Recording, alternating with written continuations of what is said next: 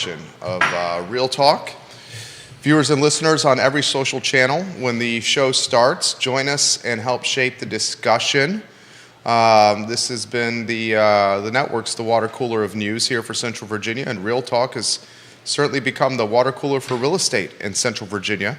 We love it when the brokers watch the program, the agents watch the program and ask questions and help chime in with perspective. Keith, today's a big day for you. Today is a big day for me. I'm very lucky. I get to have 2 birthdays a year. One is today, which is the United States Marine Corps birthday. So happy birthday to all my fellow Marines out there. And then my other birthday's in January. Then the other birthday. Happy birthday, Marine. Thank you. Happy birthday. That other voice you hear right there is Andy Zeman. Andy, how are you feeling before we start the program? What's good? Oh, everything's good. And I'm here with you guys. We're going to talk a little bit about real estate. It's one of my favorite topics next to Disney, the Virgin Islands, and my family. So then we got real estate. You said Disney. Oh, I'm a big Disney guy. Really? Yeah, I love Disney. Oh, give us talk about that for a little bit. Why? I don't. Why? Why? I mean, I'm a big kid at heart. Like I get down there, and it's fun to see the magic. And I'll tell you what, they still, for all of the drama that exists around Disney, et cetera, the reality is they do it really, really well. Sure. They just if you want to see how to treat people in an environment in a expensive and contentious environment, there's no better place to see it than at Disney. And so it's fun to get on down there. We got some friends down there. My kids are junior tour guides, is what we would call them. So we get on down and have some good times, man. It's If you want to learn how to care for people, care for clients, spend a little time there. Yeah, it's very true. They really know how to take care of their client. We also have Candace in the house. Candace. How you feeling, Candace, over there? I'm good. I'm just singing Moana in my head Moana. as you're talking about Disney. I guess that's Pixar. But No, yeah, that's it's it. They just opened up the Moana experience, so you can do it now. I watched Moana. I've probably seen Moana 20 times. One of our oldest son's favorite movies. Oh yeah. Absolutely love Moana. Judah Wickower, we can lock and load when you are ready. If you want to cue in the intro. Viewers and listeners, again, chime in with perspective. I already see questions coming on the program. Bill McChesney, welcome to the show. Holly Foster, Kate Schartz, Georgia Gilmer, Bellamy Brown, Olivia Branch, Kevin Yancey, Catherine Lochner, Supervisor Rutherford, Liza Borchis, Ray Cadell, the broker, Scott Thorpe, the commercial broker, Jamie Turner, the real estate investor, Andre Xavier, the entrepreneur and real estate investor. Welcome to the program. Mayor Snook, hello, welcome to the show. Karen Collins, DJ Morbely, the custom home builder, welcome to the program. Give it a like, give it a share. I see 4 states and much of Central Virginia on the feed. We can rock and roll, J-Dubs, when you are ready.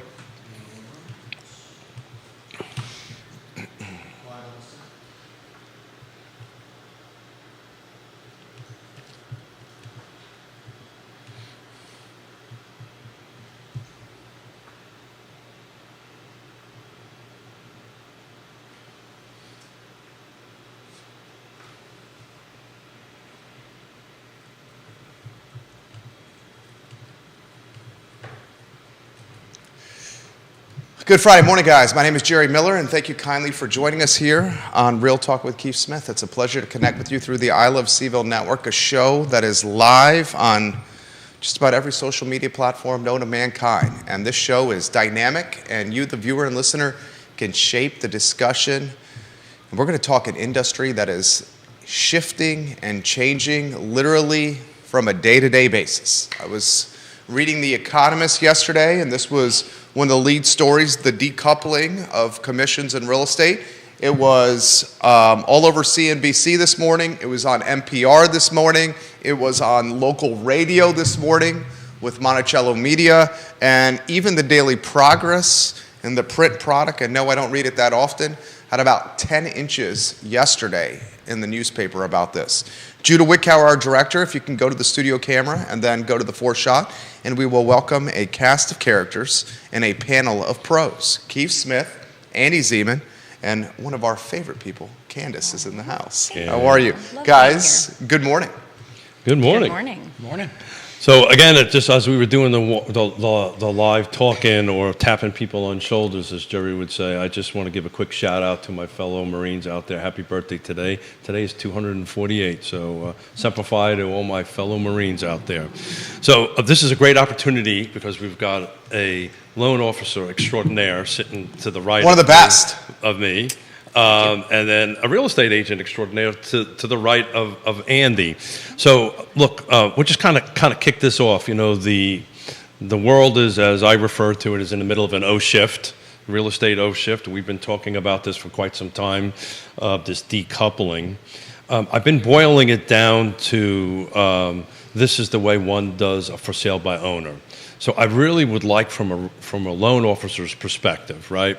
So if I have Candace is a seller, she's doing a for sale by owner, I'm a buyer's agent, I have a buyer broker agreement because that's what I've got. I do my job, I'm all good to go with that. And we put an offer in, it includes how I get compensated. Walk me through how that process happens on a for sale by owner, because I think ultimately that's the model what we're going to be going forward. Yeah, well, from Do you agree with that?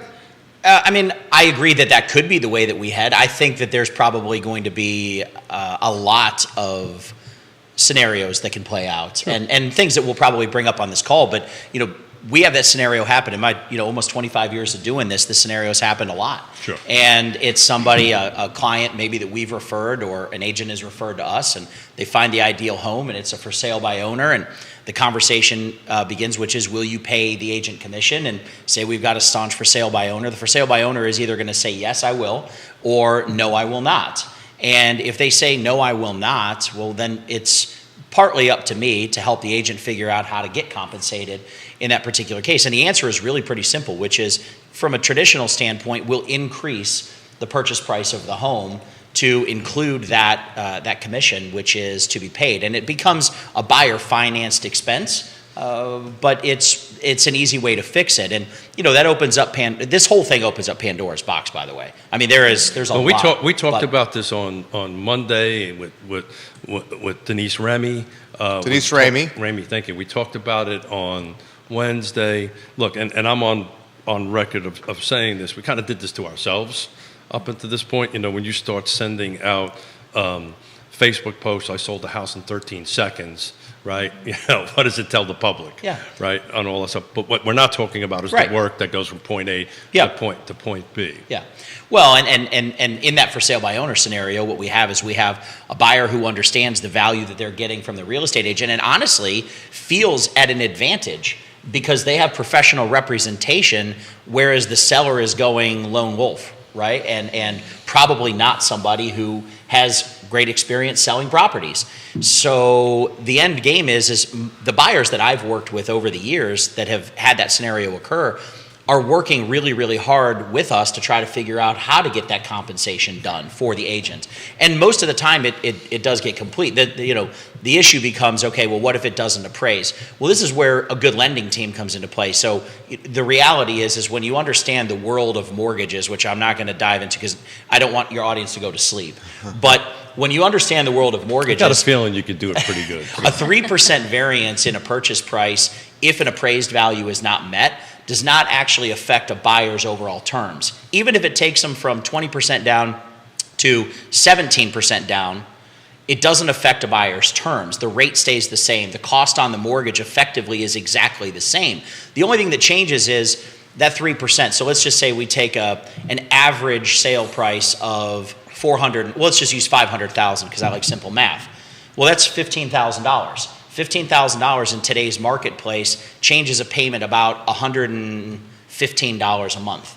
So the average home buyer lives in their home for 6 years. Well, that's changed now. Well, it is, but if we look at long-term statistics, we can call it 10 years or whatever we want to call it, you're still not paying $15,000 out over that time period in that monthly expense increase. So it's a real easy scenario to get that done. So that's how the for sale by owner is handled, at least when at least when we do it. I want to get Candace in the mix here, and then I want to ask you this question. How do you think this is going to play out, Andy Zeman? I want to see your primary scenario. First, Candace, anywhere you want to go on this. It's now in the layman's lexicon, what's happening here with this industry. Anywhere you want to go.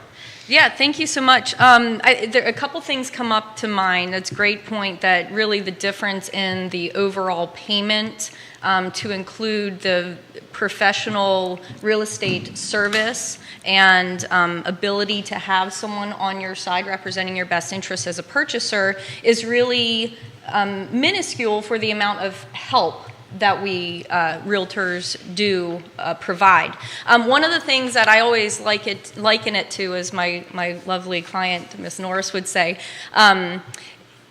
you don't go to the dentist and call for an emergency appointment if you don't have a toothache. You don't go to the doctor if you don't have a reason to go. Just, hey, I feel like spending money and showing up for and wasting my day today. So whenever you have a problem, you go to a professional who you have confidence in and you expect to assist you through the situation. Same like a realtor and a quality lender. Your realtor is there for you, specifically looking for your needs, and all of this publicity and all of this media attraction, it's really just hiding up, we all know that the media typically goes for the biggest, scariest thing because fear sells. We'll play off of that role. So all this hype, all this information, it really hasn't changed much from $1 to $0. However, the publicity of this is going to have a great impact in this shift. And who's better to pivot? Well, perception is reality at this point. Right. So the perception of the public really needs to be the realtor's responsibility. And I am on the board of our Charlottesville Association area of realtors, but I'm speaking today on this show just as myself and my own business with Buy and Sell Seville, where I do help people buy homes as well as sell homes. So coming from both sides of that, those individuals that know the value of an educated, experienced, professional realtor will, beyond any comparison, get the value out of that, and it will save you time, heartache, money, energy, effort, because when something does go wrong, that's not when you then want to pick up the phone and say, hey, sorry, I told you I didn't need you, but now I do. So Candace, what do you think is the number one skill that you bring to the table? What's the number one skill that you bring to the table when you help a buyer or a seller? What's the one thing we do? Experience. Negotiations, right? We negotiate. Yes. We negotiate for a living, and Andy jumps into this all the time because, look, that's what we were talking about before we went hot, was that the transaction from contract to close is very different than it was 20, 25 years ago. Mm-hmm. And I can't tell you how many negotiations have to happen, and you deal with this every day, Andy, from the point of contract to close, that things are blowing up, things need to get fixed. Helping the closing get from point A to point B. Is that a fair assessment of how paths go? Yeah, I think what this opens up as an opportunity is there's finally now going to be an understood difference between the 20% that really know what they're doing and the 80% that are in this to sell one. I mean, the average real estate agent sells one, maybe two houses a year, and that was in a really good market. Very much so. Right now, the average mortgage professional closes less than one loan a month. So what's going to, to your point, Jerry, and I'll answer this, I think the end result is there's going to be a purge. I think the market has created an opportunity where things have slowed enough. How much do you think is going to get purged out? The herd is going to get cold. I'd say 40%. Yeah. Minimum 40%. 40-50 is my number. Yeah, and you know what? Here's the funny part. So from my standpoint, obviously I'm on the mortgage side. I'm not in the real estate side. So I'm not quite as, I've talked to some realtors that are very fearful about this. Well, I remember experiencing the same exact fear when Frank Dodd went into place and the mortgage industry was changing. And you know what came out was we got rid of some of the riffraff. There you go. They couldn't make it. And the end result is there's a differentiation now between the professional and the amateur.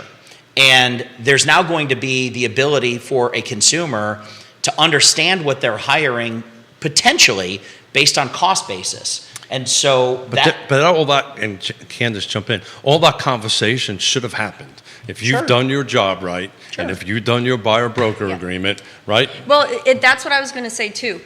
people are forgetting. So again, the hype in the media and the perception of realtors being these people that are taking advantage and all that, it's a very, very, I'm not saying it doesn't happen, but here, at least locally, the professionals that I work with and have the pleasure to work with and educate and help educate through the board, there's a reason the buyer brokerage was created in the first place, right? Let's not forget that. So we go back It's to the reason it's a implementing state law, this. by the way. Well, yeah, in Virginia, I mean, thank goodness we're in an area. I remember, because I was a realtor when this came about, and in learning and pivoting, again, this shift, into understanding and explaining to people, my potential clients, what it is that we do as a representative in the real estate industry, and how we are there to help and assist through the process, and why it is important for both sides to have their own representation. You know, attorneys, most of them don't represent clients in the same transaction. Why should realtors do that? Oh, this is on this is the next thing. The next thing is dual agency. Yes. Look yes. for that to go away. Explain. Go ahead. I'll let you, Candace, explain. Oh, goodness. Oh, well, I goodness. love, you know, again, I think I always take it from the perspective of knowledge is power. And if somebody is doing something that is not appropriate, let's say, or not beneficial to the transaction or their own client, I love taking this as an opportunity to educate them and give them resources and information so that we can be better at our jobs and better at representing the you know, our clients. Oh my goodness, I forgot what the question Dual was. 'Cause agency. I get Dual Dual agency. agency should go away. This is just the Yeah, it doesn't layman's work. perspective here. Well, I can tell you in our shop, there's no such an animal as dual agency. Okay, we should set the table for dual agency So- for those that don't know. So I'm going to let Candace do, because what I'm doing, Andy, is I'm counting how many agents in our footprint done less than 3 transactions. Woody Fitcher Oh. literally Number just is asked huge. this question: how long before dual agency gets a spotlight? Go ahead, Candace. Well, here's the thing. Here's it just what I did. think the biggest issue with. Yeah. Oops, sorry. Well, what happens is a for sale by owner. We don't want to say FSBO because that is a franchise name or a Got name we it. don't want to For talk. sale So by a owner. for sale Thank you, by Candace. owner or somebody who is representing themselves on the buyer's unrepresented side or the seller's unrepresented side. What that means is now the licensed professional that is coming in is going to have to do twice the work to not disclose or say anything inappropriate. They're going to have to be really knowledgeable of who they represent, why, and how to get our clients, not the opposing side, through this transaction and get them what they want out of it. That's what we do. So now a for sale by owner comes along. They're a doctor, they're a psychiatrist, they're a vet, whoever they are, whatever they do, a car mechanic, please help me if you need it. But you know, whatever you do on your daily job and your day-to-day 40 hours a week for 20 years, that's what you know. So you look at a professional in the real estate industry, this is what we know. We expect certain things to happen and we know the timelines because this is what we do on a day-to-day basis and we educate our clients. This other party that's not represented, they're going on the internet and you know what happens when you Google anything. You're going to find whatever you want to find, even if it's not accurate. So I'll put it in simple terms and throw it to Andy Zeman. Dual agency is when an agent represents both the buyer and the seller. Yeah, so Okay, so that's I in needed very to do simple some- terms. I needed to do some counting, so Yeah. I'll jump into this. But it's an interesting. Out of 2,300, so I'm just took a look at the statistics data. There's 2,300 transactions that have been done, and this includes Bright and the whole big throw. Only 1,800 have done more than 3. So out of 23,000 transactions, 1,800 only done more than 3. Just somebody who's smarter than me can figure the math out. Right. But there's a lot of transactions. There's pages and pages on the spreadsheet that have 0.5, 1. Right. I mean, I'd never realized it was that much. Chad Wood giving Andy Zeman props, calling you an absolute legend. Multiple elected officials watching the program here. Nikki Chambliss of KWA watching the program. Katie Pearl watching the program. I count 6 members from different brokerages on the program right now. Andy Zeman, you know this industry inside and out. I'm just going to throw it open-ended, anywhere you want to go on any topic, and then I have some specific ones for you on this. Wow. All right. So I think the big thing is, where do we think as an industry, where do we see it going? I don't think that buyers' representation is going away. I think that buyers are going to have an opportunity to now pick and choose. And look, back to something that you said on the show, I think last time, Keith, is I do think the industry, you said it today as well, the industry did it to itself because the way that commission was presented, it was presented in such a way as the buyer always felt like they weren't paying anything. That's now, exactly right. My opinion, again, this is nothing more than opinion, but my opinion is the buyer's actually paying all of the commission because it's included in the price point of the house.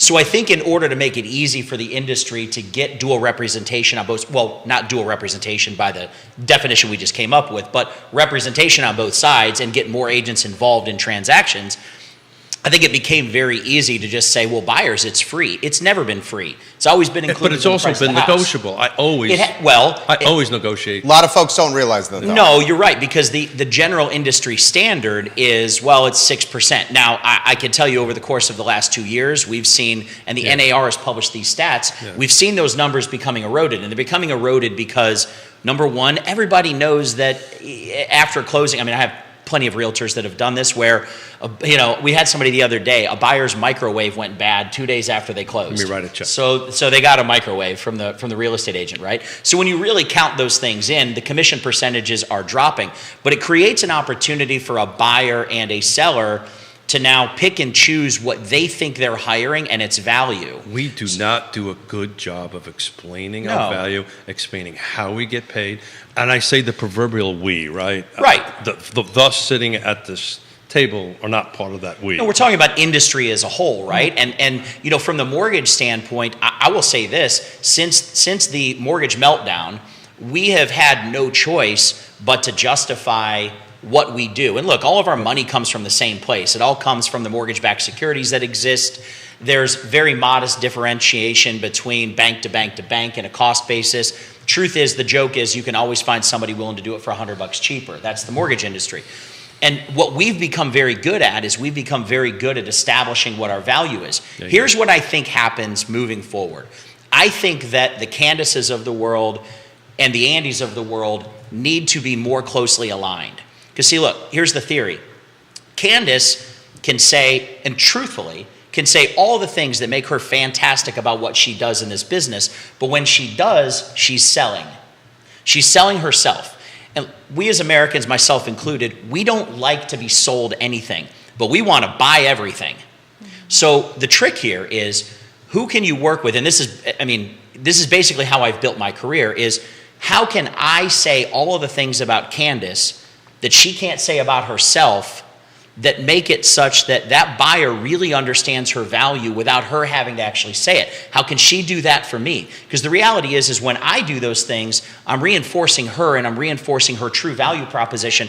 I'm putting my name and my reputation on the line for what she delivers, and I'm willing to do it when they're good at what they do, and vice versa, she contributes and does the same thing for me. Then, as a team, we're able to make the client's goals happen. So what I think is going to happen is there's going to be change in the real estate industry, but I think the value proposition of a really great closer or referral loan officer and a really great closer and referral realtor is going to have, it's now going to be the platinum standard. It's going to have an immense amount of value.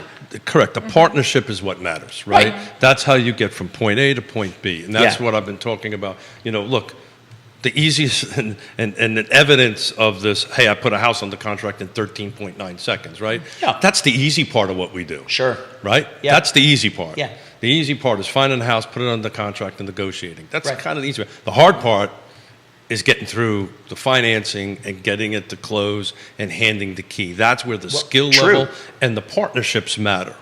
Right. And if you don't have that ability, then you're going to be without question, in a much more, I guess, you're going to be in a discount standard. There's no doubt about it. You're going to make less. And so that's what I think the model potential is of the future is you've got traditional buyer's agents, you've got a la carte brokerages that are doing things like, hey, for $595, we'll negotiate your home inspection for you. And it's paid up front, and if the deal falls apart in contract negotiation, it's like a home inspection. It was paid. It was an a la carte fee. It's done. So, Candace, that actually includes now this called limited representation. It's just not been It's just not been a been thing. mainstream. And you're 100% right. I've said on the show a couple times, and Candace jump in on this, and I'll continue to say it. I've been doing this since '87. I've never been more excited about real estate than I am right now. Yeah. Because this is when the pros like you and the pros like Candace and the pros like the ones that are doing multiple sales show up, and who can navigate their own worth. It's funny. Was watching I love watching movies with the kids, right? You got to get out of reality and all the stress and all the things. And, you know, it was an older movie, but the main actor was a realtor.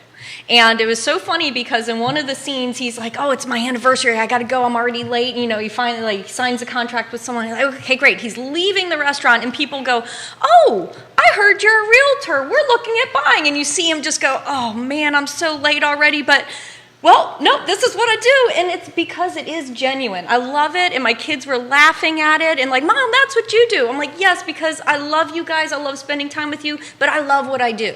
I love helping people and working with partners. So one of the statistics that really hit home for me 13 years ago when I got into this industry was that as a realtor, like he says too, one of the three ways to get around the sun, one of those shelter. And we get to meet and be in the depths of wearing all the hats, the firefighter, the therapist, the police officer. We go through this with people in their most feared, most stressed, highly stressed and financial situation of their life. No matter how many times you've bought or sold or investment properties, it's a huge thing. So we are here, and our local partners are here with us to be that back end, stressing out and up at night and all that. But then when we talk to you, we have a game plan. We have the background, the knowledge, the experience, and a tangible way to say, okay, this is what you want to do. This is how we're going to get you there. I'm here with you, and let's roll, you know? Why Andy is so successful, it's not the interest rate, it's not the program. Right, exactly. Right? Any loan officer can get you an interest rate. Any loan officer can get you a program.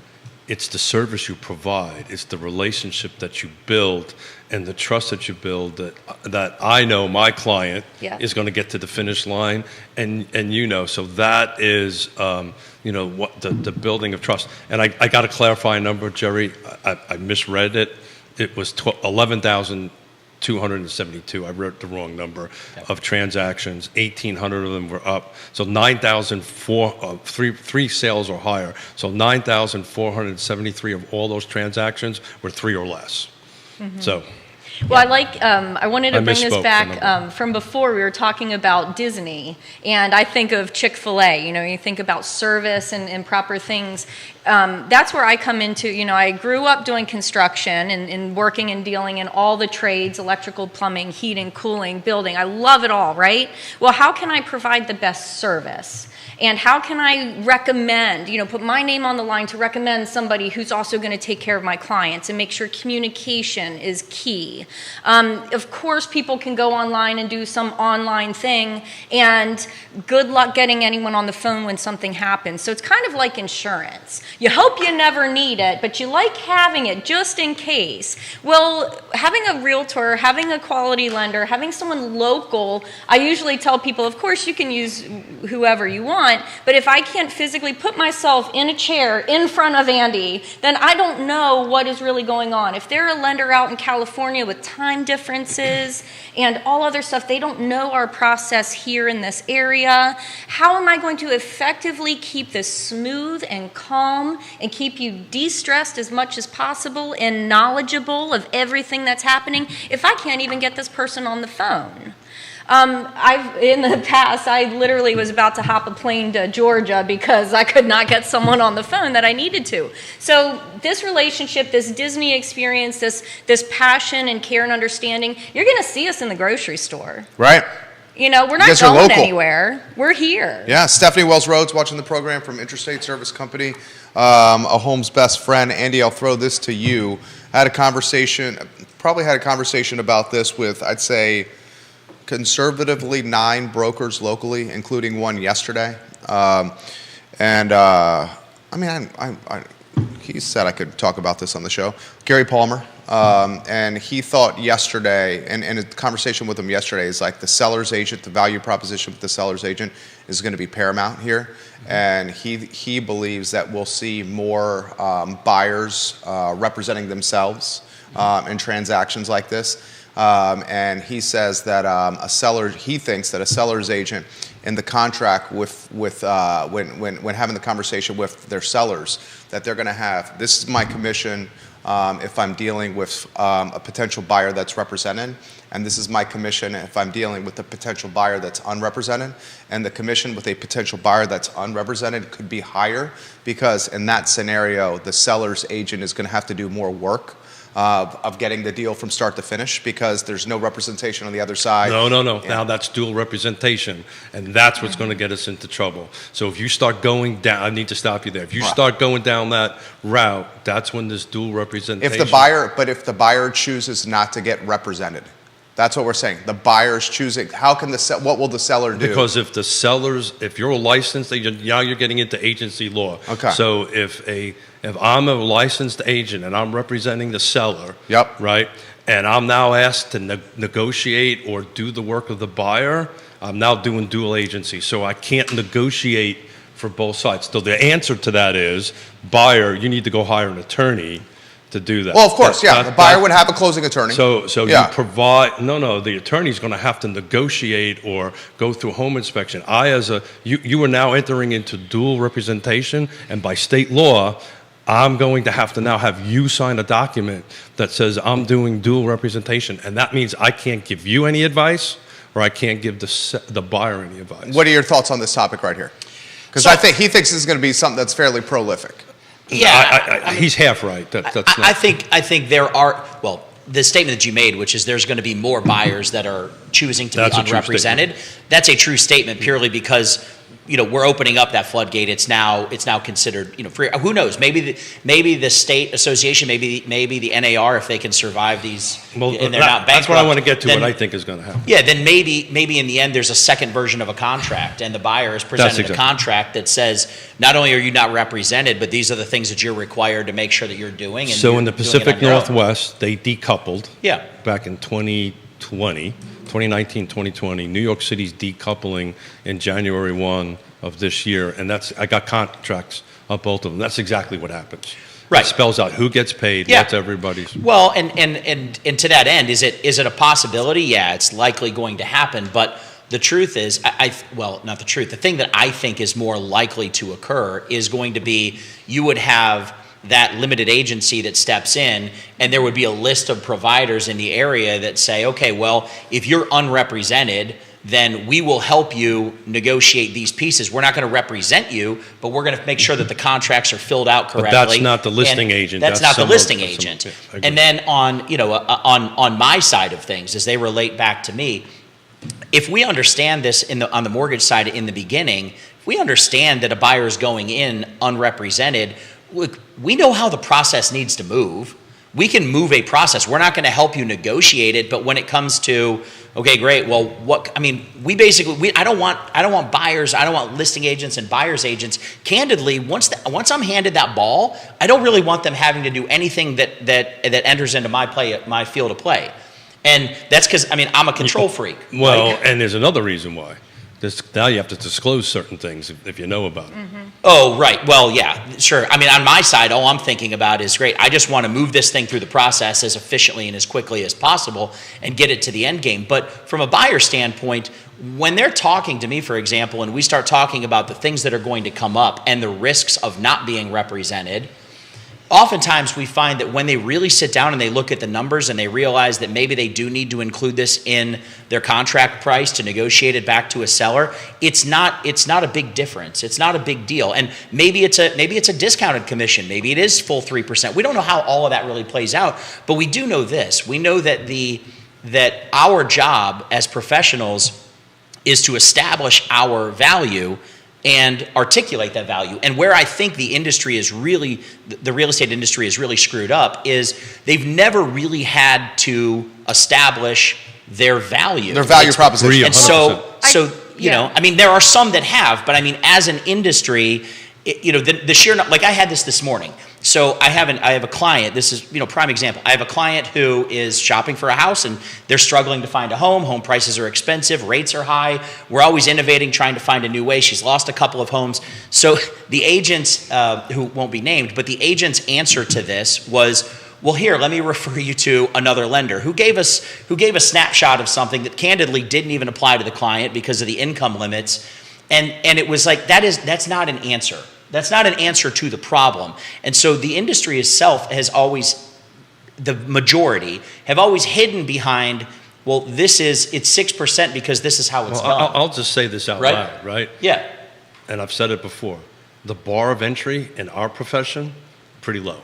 Yeah, I mean, The bar to do it well and professionally is pretty high. is pretty high. Yeah. And that's the thing that's what, this is the good news, is this is what's going to come out of this. Yeah, I is love it. people will soon be able to identify where the value is and what they're willing to pay for it. Similarly to like they do now in the mortgage industry. And you can have no service. And if you have no service, that's fine. You're choosing to go it alone. I've bought and sold houses by myself. And in fact, we've talked about this before. In the Virgin Islands, like, you don't have representation. Yeah. It's a wild process. It's the Wild West down there. So Jerry brought up the Economist. I've been receiving a copy of the Economist since the 1985. I've bought and sold properties in Europe because my family, Yona's wife, family's in Europe. You talk about a Wild West situation. It is nuts on how that works. Just take a look at it. Try to buy something in France. Right. Forget about it. Right. You think NAR survives? Oh boy, that's a really good question. So NAR is National Association of Realtors. so honestly, I think they end up bankrupt. That's what I think. Well, or do they? Well, I think what's going to Well, happen is I think the new case that was just brought, which is 300 billion. billion I think that's in Illinois, $300 billion, and you can join the class action if you had anything. I think back to 1996. and it's every state's Maybe going to do sold this. homes. Yeah, this is going to happen in every It'll state. settle out, but I don't know how they pay it. So this is just like the cigarette, the asbestos, right? Look, I'm divorcing myself as a real estate agent. I'm just talking business Yeah, at this right. point. Right. You've got $6 billion, you've got $300 billion, there's somewhere that's going to come in. The only organization that can settle this is NAR. Right.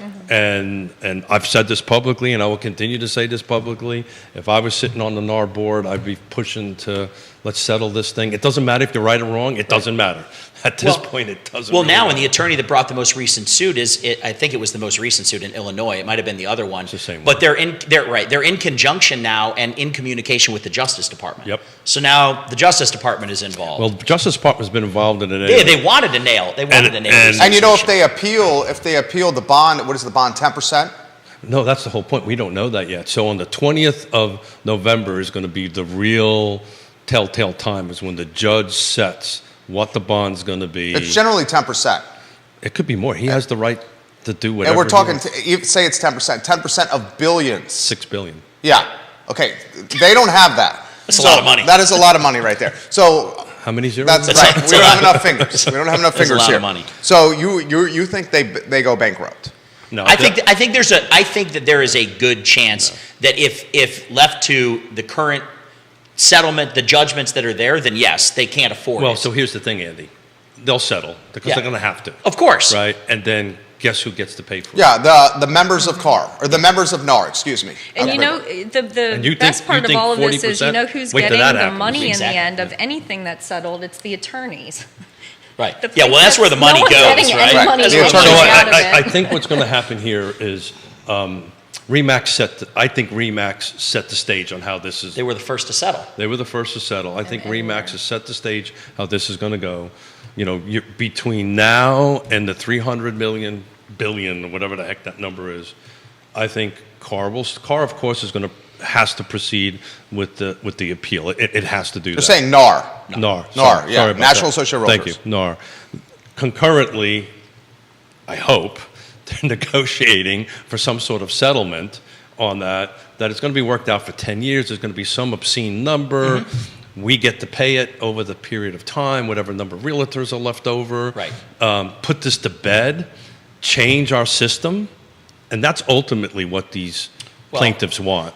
But here's the point then that I think is And I'm not getting myself in all kinds of trouble. right. Well, no, it's okay. This is what's missing, I think, from there, which is in that settlement, what is expected is, as a real estate agent now, or as a realtor, you no longer have to be, you do to call yourself a realtor, you have to be part of the National Association of RE/MAX Realtors. did that. Right, but now you don't necessarily have to participate in NAR and pay your dues to get access through the MLS. So now let's just assume that NAR has to raise their dues tenfold. People leave. In order, right. They'll peace out. Correct, and so they will be a real estate agent, they will no longer be a realtor, and NAR is left in a position where how do they recover the dues? Beginning of October, I was speaking. That's what I think is going to happen, what you just laid out. Beginning of October, when this all happened, I was in the room when the RE/MAX settlement and Anywhere with their CEOs. I was also with the CEO of Bright. I said, so tell me this. If I become a member of Bright, do I have to be a member of NAR and a member of whatever? And the answer is no.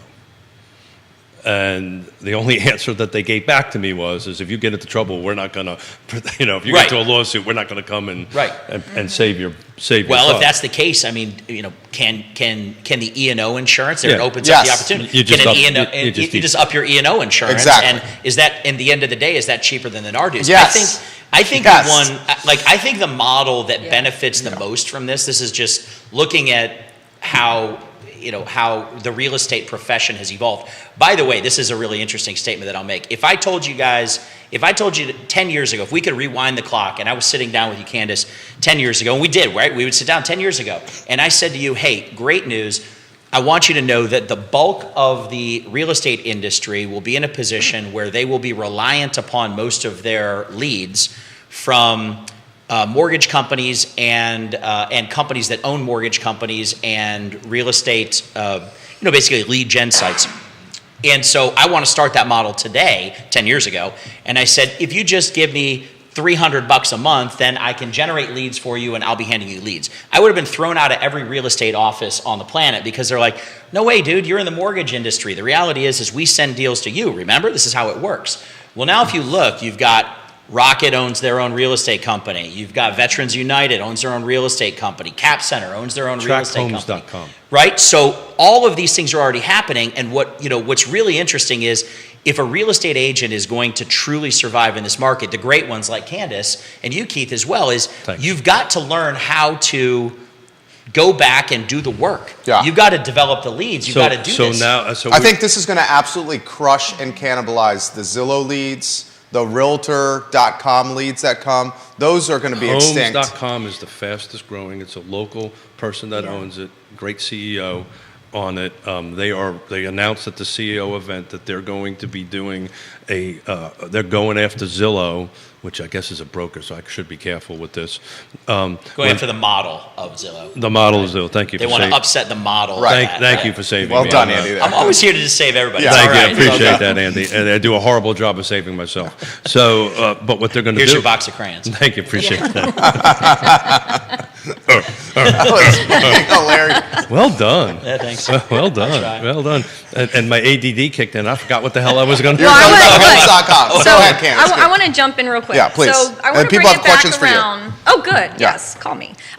So talking about buyer agency and how when working with a person selling their home. So this is one of those big things that in the beginning it was really confusing. A selling agent is a buyer representative. A seller is someone who is listing their home. So there's listing representation and then there's buyer representation, just because it gets confusing to some people.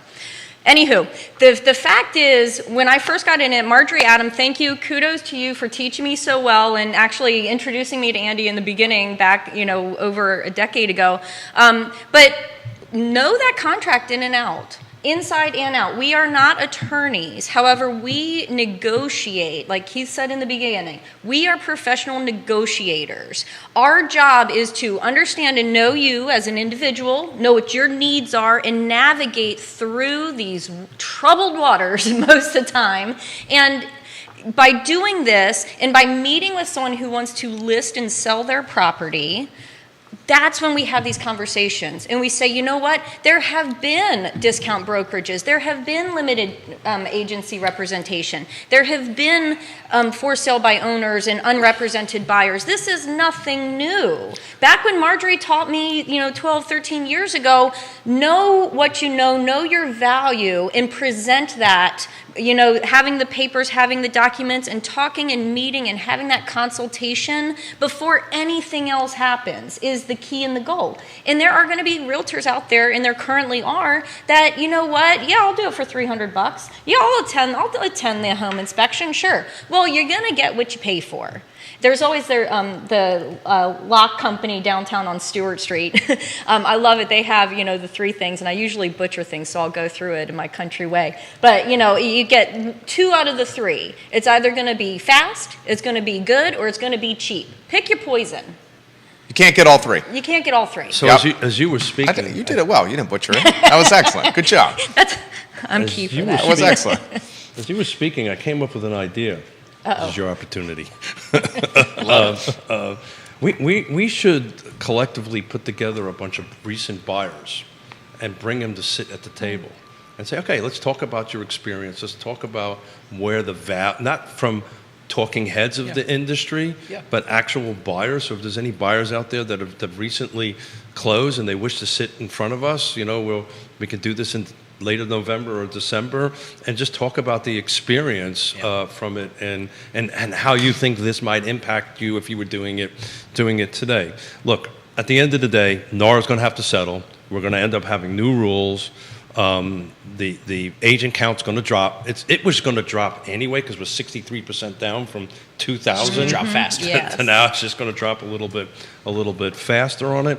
But I will continue to say this: the pros at the table are going to do freaking awesome because we can explain to the buyer, to the seller, how we do our job, what our value is, and we're uncomfortable. And I'm going to ask you a question: how many contracts you see have attached the buyer-broker agreement or have?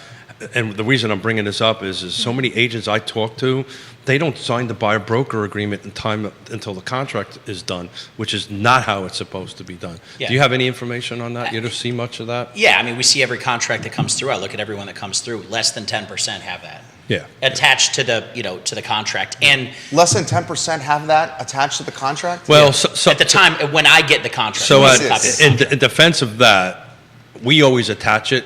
Right. It doesn't our have to be sent It to doesn't have to be sent Okay. to it, right? But we always do because we want to be brutally clear Yeah. that we're representing this client and this is our terms. And Well, I to kind of give the agents that are out there a little bit of hope, right? I live by a very simple principle, which is that life is full of 1 of 3 stages. You're either going into a storm, you're in the middle of a storm, or you're coming out of a storm.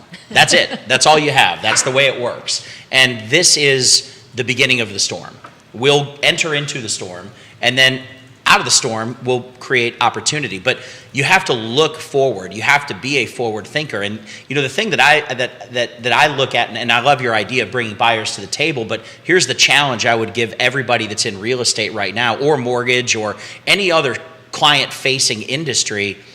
Have you really stopped to think about what your experience, what your process is, what your experience feels like to the consumer? Have you ever really put yourself in their shoes and said, okay, well, if I got my information this way, or if I was given this, or I was told this that way, how would I feel as a consumer? Because I would bet that the bulk of the way that things are being done, the reason this lawsuit is presented, the reason that this judgment got passed down, is mostly because the real estate industry never really stopped to think about how does it look and how does it feel to the consumer using this, which, back to our point earlier, Disney does a phenomenal job with. There's plenty of Chick-fil-A typically does a phenomenal job with it. There are industries that have made it their passion to think about what it feels like to be on the other side of the transaction, the experience, whatever it would be. And if we just stop and we think about that, those of you that are doing that are going to excel. Even if right now you're not one of the top producers, you will become one because you've created a process that the consumer wants to be involved with. Mm-hmm. Got it. Let's go to questions here. Katie Pearl, this is a good one for you. Candace, and I'm going to read it verbatim. She says, doesn't CAR still require a NAR membership? Yes. CAR still requires NAR membership, correct? Yes. Okay. Will that change? Okay, maybe I'm will throw that to you. I'm not I'll throw going that. to speak on that. Okay. Will that change? It'll only change if NAR says it's okay not to be part of NAR. There's two parts to this also. So let's speak to the the RE/MAX separation. So RE/MAX RE/MAX parent. corporately Yeah. has divorced itself from NAR and has give direction downstream to its franchisees. If you own a RE/MAX franchise, you can divorce yourself from NAR if you wish to do that. This is why it's paramount, in my opinion, that NAR settles this as quick as possible, right? Come up with the terms and conditions, change its rules, formally, it's not a matter of when, decoupling will happen. And it's just going to creep across the country. Different MLSs are going to start doing it. Right now, NAR has said it could be zero. Our MLS says $1. So when you're at zero, you're just decoupled, right? And as agents, you've got to do your job. You've got to be a professional. Be professional. Be caring. Be trustworthy. Be able to communicate to your buyer what your role is, how you do it, and how you get paid, and there'll never be a problem. And unfortunately, lots of real estate agents, believe it or not, are uncomfortable about talking about money, right? Which is the weirdest thing for me. Well, I think it's because there are, it's similar. I come from construction to the restaurant industry and into real estate. I merged my passion for helping people in knowing infrastructure, right? So it really couples into, I remember back when pharmaceutical reps were able to really lay it on thick at doctors' offices. And when that changed, it impacted the restaurant industry because we were now not catering to all these pharmaceutical reps, right? Well, they had to shift. Then a few years ago, pediatric doctors and doctors were kind of in the limelight. Now it's realtors in the limelight. So I think that across the board, there are these shifts, the O shift that happens and pivoting that happens. This is an opportunity, like Keith said before, and I love, oh my gosh, Simon Sinek, I absolutely adore him. Why? Why is this happening? It's because of communication and negotiations and education. So if we communicate appropriately and we educate the consumers out there, that's why this is all happening. There was a decoupling of proper representation and communication, and it hit a point that now it's become a national thing. Otherwise, leading forward, no matter what happens, people are going to want trusted, reliable, caring expertise when they're doing the biggest financial decision of their life. And they should have that. So my goal here, locally at least, is to be able to educate and promote the code of ethics that we abide by. So no matter if NAR, VAR, anyway. any of it, there's a code of ethics and a moral standing that we need to uphold. Well, here's something to add to that. So to take you back to obviously the industry that I'm part of, when we had the shift and Frank Dodd occurred and you had to start as at the time I was a broker, now I'm with a bank, but at the time I was a broker and we had to, and still do to this day, we had to shift, and there was then a disclosure of the compensation, which was listed on at the time what was the HUD statement. Well, there's plenty of people that didn't survive because the commentary had to shift, and we had to get comfortable saying, instead of saying, well, look, my brokerage firm pays me a little bit in order to do your mortgage, and you don't know how much it is. They can't judge what the value was, all the way to, back in that day, the traditional mortgage company as a whole, from very tippity top all the way down, there was about 5 points that was made, so about 5% was the amount of money that was made from super top end all the way down to little old me doing mortgages. And that number, in the end, most of it had to be disclosed at that point in time. So now what you have is you have a real estate industry that if I were a realtor right now, I would immediately take the shift, the unpopular shift of telling my buyers, that 3% that I'm getting paid is in your contract price. So if and this is what I say on my I end. think that so much to interrupt you, Andy. So the Pacific Northwest and the dock contract in New York has that, just like a commercial. Right, and it should. I think, It's but right I in think the it should be contract. verbalized. I think it should be said and said. Absolutely. Look, I'm going to be compensated by you within your purchase price Absolutely. at 3% or 2.5% or whatever the number is. And here's how you get through it. So realtors, trust me, this is your golden ticket. If at any point in this process you don't feel like I'm earning that commission, I need you to stop what we're doing and you need to tell me immediately. And then we're going to fix whatever is wrong and we're going to go back to creating the value that you should demand and expect. So at the end for of the that. day, it's a freaking contract. That's it. It's a contract. There's Yeah. a buyer-broker agreement. There's a contract between me and you. I'm doing this services. You're paying this amount of money. Yep. Right? It just happens to be rolled into the purchase price. Yeah. It's in the contract. And this is why, since 2020 to now, I read a report this morning in the Pacific Northwest. So this is Seattle, the whole 9 yards. The number of eggs hasn't changed. Yeah. It's just, nothing's changed. It's just been disclosed. Everybody knew what they were getting. It's very transparent.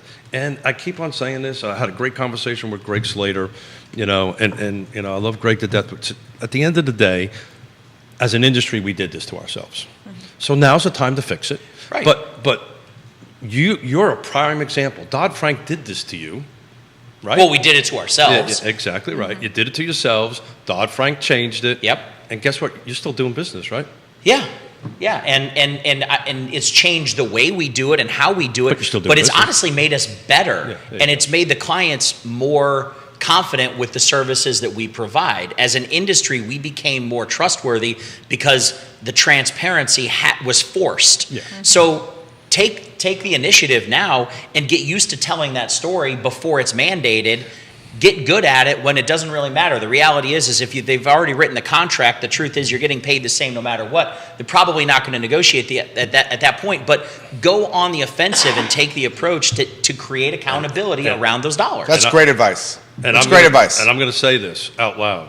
When you have 9,471 transactions or realtors in this marketplace. You're talking in which market specifically? Our marketplace, right? So these are the number of transactions that have happened. There was 11,272 transactions that had happened. This is our region, right? The whole region. Yeah. And but when 9,000 of that 11,000 have done 3 transactions now, I'm not so sure that you got to do enough to know how to do the job. Absolutely. By the way, great book to check out if you like that idea of just owning it and putting it out there is Extreme Ownership by Jocko Willink. That's I think that's a great model for how to get on the front end of it and have extreme. So I promised my wife I wouldn't use the number anymore, but from 2007 and 8 to 2010, Which is which number? The number of how much money we actually lost. Oh. We lost everything we had. It was in the many millions of dollars. And I was asked the other day, how do you go from that to where we are now, being, in my opinion, super successful on that? Transparency, you own it, right? You build relationships, never worry about the money, and the money will follow. Yeah. So be transparent, own it, and move on, and you will do fine. It'll take some time, but you will do fine. I think pointing out, I absolutely adore Woody and Denise and the show the other day. I guess it was Monday. One of the things, like Woody said too, we work for our clients with the understanding that we have a contract that we are going to fulfill the needs in this industry to get them from point A to point B. It's pro bono until a closing occurs. I've had clients for multiple years that end up moving away and not doing anything here locally. And I've had clients that the very first home that we see, they just absolutely knew it was theirs from the beginning. One of the things that we need to remember also is there are always going to be unrepresented people who either, like you, have done many transactions on your own and investing in personal stuff. Okay, well, you feel comfortable, great. I hope that my clients appreciate me for what I do. But like Woody had mentioned too, we do this for free. Our services are not we are not being paid for our time, and Until time it is a closes. four-letter word. Now, when the transaction comes to completion and there is settlement, we are then compensated for the transaction, but not for the 800 other homes we showed, or the 50 times we had to get babysitters, Or you get all the way to missing closing and the family deal events. falls apart. And correct, and that's the thing too. I wanted to point out. Obviously, people are thought that able only to happened have to me, by the whoever way. represent them. But That's the never realtor's happened, right? job is to negotiate through those situations. An attorney's job is to take and appropriately do the amazing job that they do. However, they are not there at the home inspection with you. They're not looking through the report and standing in the attic. Well, I go in the attic and crawl space of every home my clients are interested in. But they are not there through this process every step of the way. They are getting verbatim, tangible information to put on a piece of paper.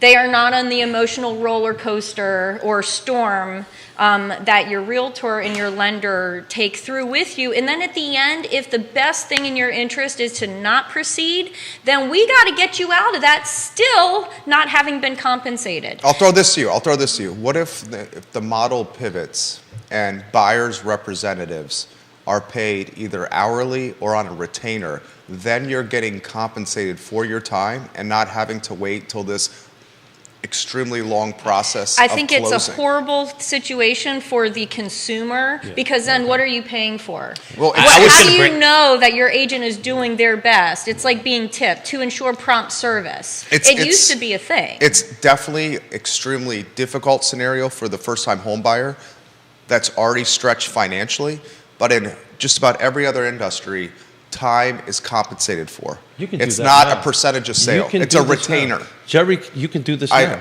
Yeah, it It's currently, it's just as not it is, done. you can. Most people don't want to spend out the money. I do a fair number of consulting on transactions. I do a substantial amount of it.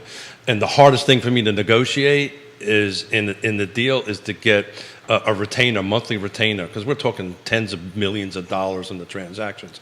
Very hard to do. We got to have a skill set. I mean, this is what I do. Well, My but I do- retainer's $5,000. It's this. If you don't want to pay it, I'm not going to work with you. So a lot of that, and you're getting down to a broker-agent relationship because the brokers are ultimately Yeah, the they one have to that- allow it. The broker has to Yeah. ultimately allow it. 100%. I He's do- got something on this. Go ahead. Well, what I was going to say earlier, I indicated I think one of the models that comes out of this is a boutique team brokerage, which is an individual broker, not affiliated with a Remax or an EXP or whatever. Maybe it could be, I guess, an EXP, but they're running that model, and they've got buyers agents that are currently on salary with a small amount of compensation That's when the they sell a EXP house. model. New construction, But- same way. Yeah. But the end result is that they don't worry about charging a 3% or a 2% commission to the buyer's agent, right? Because they're paid effectively by the hour anyway. And so the buyer comes in and works with them. And we're already seeing a lot of these boutique teams, they control a lot of inventory in a marketplace. Yeah. So the reality is they've got on-staff buyer's agents that if you could compensate them I'm going to make up a number, say it was $25 an hour, well, you're also going to see people in the end not necessarily driving everybody all over God's green earth because they know it's cost them $25 an hour, so they're ready to go out and see the houses. Very interesting you brought that $25 an hour up, because when I sit down with the listing on a listing, I actually go through, this is what it's going to sell for. I do a net proceeds sheet Yeah. with them. I go through, these are my expenses. This is how this works. 25 an hour is $50K. And Salary. it depends on how many transactions Depends you on do. how many hours you work. It depends on how many transactions you do. Yeah. So on a typical transaction. Right, on your side, but when it's truly paid by the hour, it's $50K a year. Got, Yeah. got it. Your side, you do 500 transactions, and it's obviously a lot more. It's a lot more you do too. Yeah. Well, he only has the X amount of hours he can work in a day, though. Well, the other thing too to remember is a transaction is complete to close. Yeah. How many, I wonder on your statistics, how many were released? How many expired? How Yeah, many went I through just and, looked- I and just had looked at it homeowners quick. association or condo association? Or how about the rates have changed and their new construction that was taking 18 months now, they don't qualify anymore, so that goes away. There's a lot that we deal with, and we work for our clients nonstop, until closing, and then we're paid to be there throughout the entire process and beyond. Right. As Andy will tell you too, that communication after the fact is why we don't, put our head under the sand and go away. I can't remember the stat. It's some obscene amount percentage. Can't remember who their real estate agent was. Oh, it happens all the time. Oh, right, too. yeah. It happens all, like where I asked that question. But I think as a whole, it's, for our audience out there that are in the real estate environment or serial entrepreneurs, I think we're crazy to think that model doesn't, some type of environment like that doesn't get some traction. 100%. Somebody's going to try those things and they're going to see what works. And Until that pendulum swings and all of a sudden Yeah. it now stops being a seller's market and it goes to a buyer market. Correct. We only got a few minutes Yeah. left, right? And I want to pick that big, beautiful brain of yours about crystal ball stuff going. He's got a boatload of lenders watching the program right now. Going forward. Michael Buchensky, Mr. Cruz is watching. Michael Buchensky is watching. A lot of your colleagues watching. A lot of folks at Ross have been watching this to see Andy Zeman on the show. Questions really quickly here. This is for Woody Fincham from Woody Fincham of Fincham & Associates. He's a fantastic appraiser. First, he's And a giving great you sponsor of props. the show. He's giving you props, Candace. He says right back at you. Woody Fincham says, where the heck did this comment go? Right here. He says, just list the property, considering that there needs to be room for a commission for both sides. If a buyer shows up having a lower amount for their agent's commission, then adjust the price. He says we should highlight that topic. This one is coming for Andy specifically. Does he expect the rates in 2024 to do a drop? If so, what kind of delta, and how will that impact inventory? Yep, that was my question. that's a really good question. So to go to that, we have to go to the data. And the data has recently changed with the jobs numbers that was released 2 weeks ago. Nowhere near as many jobs created as expected, and that's exactly what the Fed wants. The Fed wants unemployment. They want it harder to get a job. They want it harder to keep a job. And they want people to restrict their spending. So ultimately, what the Fed has been doing is working to fight inflation. Inflation is the number one killer of the mortgage-backed securities, mortgage bonds, i.e. mortgage rates. So we saw a nice movement over the course of the last 2 weeks, which was super helpful. So what happens into 2024, all we can do is look at the data, and the data that we pay closest attention to is something called the Fed dot plot. And the Fed dot plot is the voting governor's opinion of where the Fed funds rate is going to be midway and at the end of, say, 2024. With these job numbers that came out, the Fed governors had a reversal. So we were all ready, and we were essentially fortified against the opinion that it was going to be higher for longer, was kind of the Fed's language. And that was really bad. We had a run up about a month ago, end of October, in interest rates. And I was like, okay, I'm going to call it. I'm mailing it in. I'll see everybody at the end of first quarter. There isn't anything to do. Yeah. So the jobs numbers that were released changed the Fed governor's voting opinions of what's likely to happen next year. Now, the only reason that they're going to lower the federal funds rate or leave the federal funds rate unchanged, and then lower it into next year, is because inflation is cooling. And if inflation is cooling, it means that the profitability of a mortgage-backed security is now getting back to where we want it to be. Yeah. So the crystal ball is that, and I always tell everybody, it's a super cloudy crystal ball. Okay, so it's not crystal clear, it's just a ball, and it's got some clouds in it. But what I think we're likely to see from where we are today, somewhere between 0.5% and 0.75% rate improvement, not to the federal funds rate, but to actual mortgage-backed securities, i.e. 30-year fixed, 15-year fixed, et cetera. We're going to see that into next year. It may be modestly more, but if you were to bank on So that by puts mid, at 6.5. yeah, 6.5 is probably a good, fair number, maybe the low sixes. As we creep into it, I think our forecast for a 2 to 2.5 year time frame is somewhere back into the low 5% range in all reality. But what we are seeing, which is going to be cool, is we're seeing a reversal now in trend between the 10-year and the 2-year, and that's creating an opportunity where ARMs are going to come back in favor. The number one thing that clients don't understand right now is, why is an ARM more expensive than a fixed rate mortgage? It makes no sense. They're worthless right now, and the reality is it's because short-term money is more expensive than long-term money. And we need that to change, and that started to now change. And then we need the federal funds rate to indicate that they believe inflation is cooling. And I think into next year, Well, the 10 half years to going three- down as we're looking at it. there you go, 0.5 to 0.75 of a percent rate improvement into next year. Oh, and affordability, that's somewhere between 5 and 11% more affordable. So every 1% of interest rate movement is 11% of home affordability. And we need that because house prices are going to continue what, Candace? Go up, Because inventory is down. and builders aren't Building. Building. And building in demand order is to up meet- and population is increasing. So Yep. all of those things indicate house prices are not going to slow.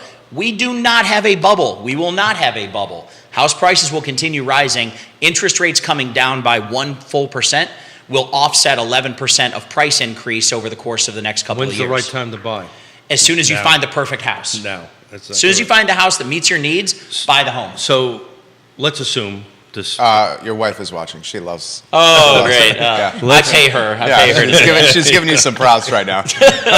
Believe me, I know how that Lovely. feels. That's yeah. great. That's great. My biggest fan. So 6.5%. Let's just pick that Yeah. number, right? Let's say Yeah. mid next year it starts looking like that Yeah. as a number. Does that impact inventory? Does that get people off? Absolutely. off- Well, it does, but here's what happens. And why? Our inventory isn't going to go anywhere because anybody that doesn't have to move isn't going to trade a 3% rate for a 6.5% rate unless they really want to move or they have to move.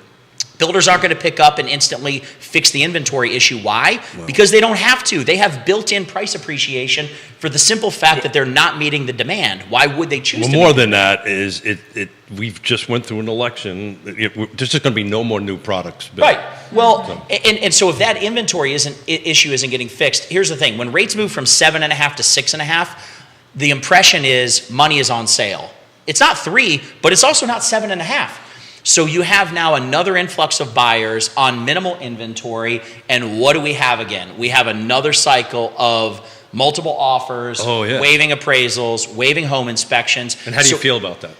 I mean, I feel like there are things that can be done to protect people, but I feel like to some extent it's a necessary evil just because the inventory isn't getting fixed. But again, good strategists, great realtors, great lenders, they have strategies that will allow you to use those concepts, but not necessarily When stick you in trusted a contract. advisors matter. Yeah, and you have to talk about those outcomes, right? The reality is that's what we have to do.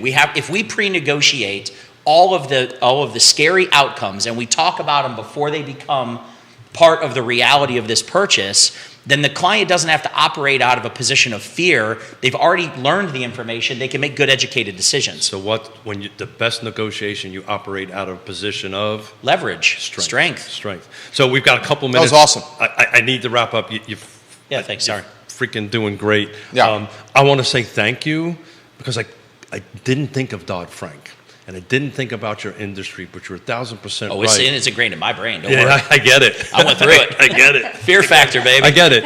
But, for those out there who are watching, and real estate agents in particular that are watching, you can get through this. There's a path forward to get through this. You just got to improve your professionalism, improve your skills, and you can get through this. I'm working on, and I'd love to invite you guys back. I'm working on a breakdown of, okay, if I'm selling a house for $450 and there's X amount of eggs and my cost, this is what we actually net at the end of the day. I'm trying to figure out how to do that in a way that is digestible and easy to understand. But when I get it all put together, we'll bring you back on to help. Sounds great. He's us fantastic. explain it. How about closing thoughts for Candace? Oh goodness, always a pleasure to be here. Always learning something and taking away different means for education and helping my clients to the best of my ability. So thank you for letting me be here. Absolutely. Keith? Semper Fi, happy birthday to my fellow brothers and sisters, Marines today. And if you see one, tell them Semper Fi, buy them a box of crayons. They'll appreciate that. And tomorrow's Veterans Day, so to my fellow vets out there, happy Veterans Day. Thank you for your Thank service. you. And you're off Monday.